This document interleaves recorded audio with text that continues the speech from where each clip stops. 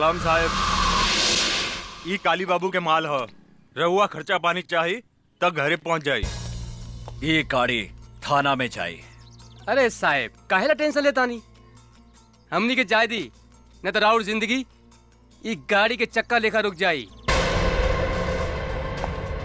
केकर जिंदगी के चक्का कैसे रुकी ई हम तोहनी के अभी बतावतानी। 20 साल तक तोहनी के जेल में चक्की पे स्वयं। चल साला चल, पकड़े खनी के। चल चल साला लोग चल। कर्पूर गौरम करुणावतारम संसार सारम भुजगेंद्रहारम सदा वसंतम हृदयारविंदे भवम भवानी। सरकार पी के साथ के फोन।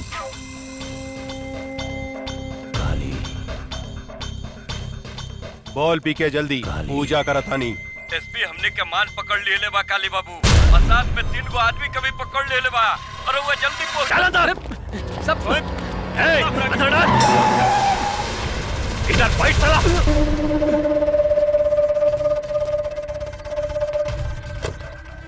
नमस्कार एसपी साहेब, नमस्कार।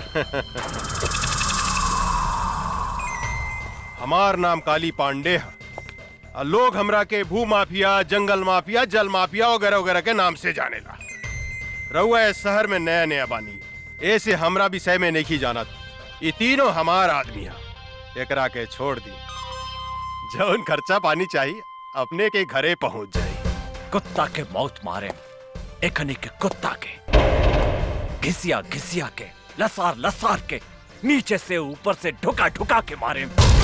आज तोरा के कॉलर पकड़ के ई गाड़ी में घिसिया के ले जाए, ना तो भाग यहाँ से। थू, अरे अपने जैसा इतना बड़ा आदमी के मुंह से ऐसा घटिया बात शोभा नहीं खे दे। हमार पार्लियामेंट तक पहुंच पा। अरे बहुत इज्जत बा जनता में हमार।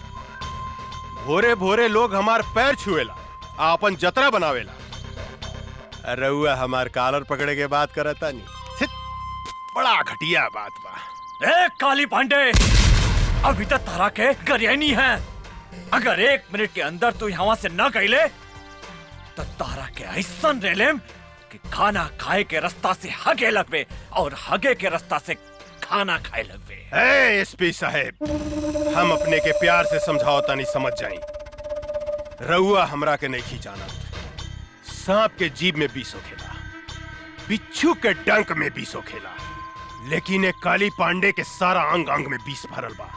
केनहू से डसेम नु तो छटपटा के मर जाए। ए पांडे, अगर तू विस्तार है तो हम शेर है। ऐसा पंचा मारे कि एक के बेर में तहार सारा विष तहार नीचे के छेद से निकल जाए। अच्छा, अरे रे साहब, क्या कर रहे हैं आप? पीके तू? हाँ सर, काहे अपने किस्मत को अपने हिलाते से मार रहे हैं? अरे भाग विधाता है, कर्म दाता है।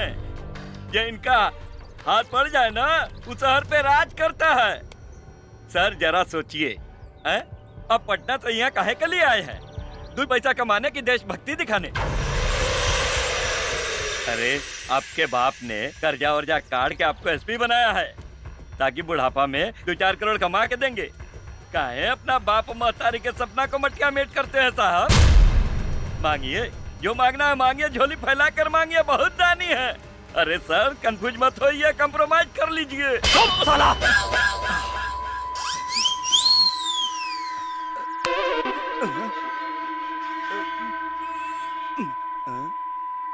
सर कनवा कंफ्यूज हो गया, कुछ सुनाई नहीं दे रहा है। हाँ, सर खुल गया। एयर बंद कर दें का? जी ना सरकार, हमको सब समझ में आ गया। तनी सोचिए काली बाबू, जिसके एक थप्पड़ से कान बंद हो गया और दूसरा थप्पड़ से खुल गया, और कहीं गलती से लात मार दिया तो हमनी को ऊपर और नीचे के दोनों छतवा बंद हो जाएगा। तो हमनी के कहां से होगेंगे, कहां से मुदेंगे? घिसकिए यहाँ से। एसपी, हमारा आदमी के इज्जत से रखिए, बुझले? सिर्फ 2 दिन में हम अपन आदमी के छोड़ा ले। अगर एक बाप के बेटा बारे तो एक के छुड़ा के दिखा।